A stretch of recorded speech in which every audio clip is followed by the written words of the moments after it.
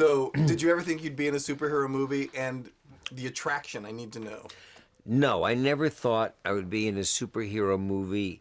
Am I ecstatic? Absolutely, because I look at the smile on my kids. Dylan's 14, Karis is 12, and Dad has finally accomplished something. My entire career has been contemporary, all contemporary kind of movies. I've never done a special effects movie before. So Ant-Man was a wonderful, pleasant surprise. Absolutely. So you play Pym. He's this iconic Marvel character. And as an actor, do you approach playing the role a different way? Did you do research, or did you just go in and it's Michael Douglas's way? No, no, no. They were polite enough. Disney was polite enough, and the production to send me a book of the Ant-Man comics from the 1960s, and Hank Pym in particular, Dr. Pym, my character. So I got a sense of the background of who he was, a kind of a combination scientist, very smart scientist, but still having like Navy SEAL type athletic abilities, and sort of followed that as my Bible. Marvel gave you homework. Marvel gave me homework. No, it's a very unique experience. It's the Marvel world. I'm happy to be a part of it. But confidentiality is a prime part. When the scripts would come in, nobody could sign for them. I had to sign for them personally. They had my name. I had to return the script when a new draft came in. There were things you couldn't talk about for fear that you could have Marvel blowgun in the side of the neck. But it was all part of the intrigue and the excitement. And I have yet to see the whole picture together with all the different units that we're shooting. We had 4 units shooting at the same time. But it looks, from what I have seen, very exciting. There's more secrecy here than in the China Syndrome. More secrecy here than the China Syndrome. That's correct. Very good. Right. All right. What do you think makes Pym tick? What's the prime motivation for that? Well, I think revenge plays a very important part in his life. He basically has designed and found this incredible technique and ability basically to reduce a human being to the size of an ant and still maintain incredible strengths. And I think his fear of this being used in a bad way by my company prodigy, played by Corey Stoll, makes him very kind of nervous and to do the right thing. But he's got a good twinkle in his eye. He's got a good sense of humor.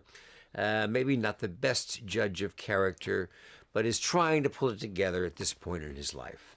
Okay, and I won't give away whether or not he does, but now let's talk about relationships. You have 2 very different relationships with your daughter, Hope, and with Darren. So tell me about those 2.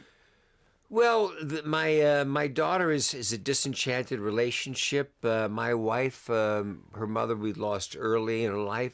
I think it's a part of her which would like to fulfill this role that Scott, played by Paul Rudd, does. Basically, I now evolve in working as a mentor with my prodigy in the Ant-Man. I think this is something that would frustrate Evangeline's part, played as Hope. And so we have a frictional relationship, which is hopefully about one of the subplots of Ant-Man is trying to bring family back together again. And Darren, who is Corey Stoll's role, who's just a wonderful villain in this picture, does just a great job.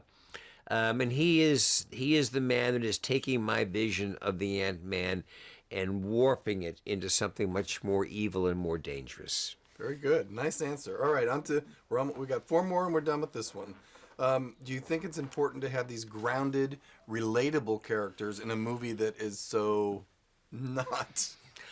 I don't know if they're grounded or not, but I do sense that in the Marvel world, which is kind of getting bigger and stronger, going small might be the right answer. And from what I've seen and from what I'm hearing from people who've seen the picture, this whole perspective of the ant's point of view is something very fresh and new, and people are enjoying it a lot.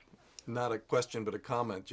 When this is the first one, and you don't need the Marvel degree because it explains it all. It's a nice beginning to this story, so I really like that. Right. All right. You have to like the characters you play. So what was what did you like most about Hank Pym that made you excited to go to work every day? I think the idea twofold is he had some wit, which I like. He had a twinkle in his eye. He had some wit, and the idea of teaching somebody, of being able basically to take a prodigy, in this case Paul Rudd, not my ideal prodigy, to be the young Ant-Man, as I find out, but good enough, and watching his character evolve through my training. Very good. All right. The movie has this great comedic beat, right? So do you get funny lines, or are you the straight man all the way through? Unfortunately, I felt like I was a straight man all the way through. Probably not necessarily true, but just felt that way with somebody who's as funny as Paul Rudd.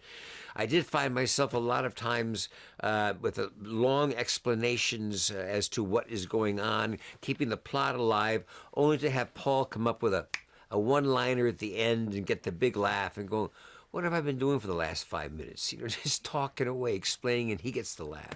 Very good. And the last question, what do you think audiences can expect from the movie, or what do you know they're going to get? They're going to get a good ride, a really good ride, and they're going to get some surprising giggles.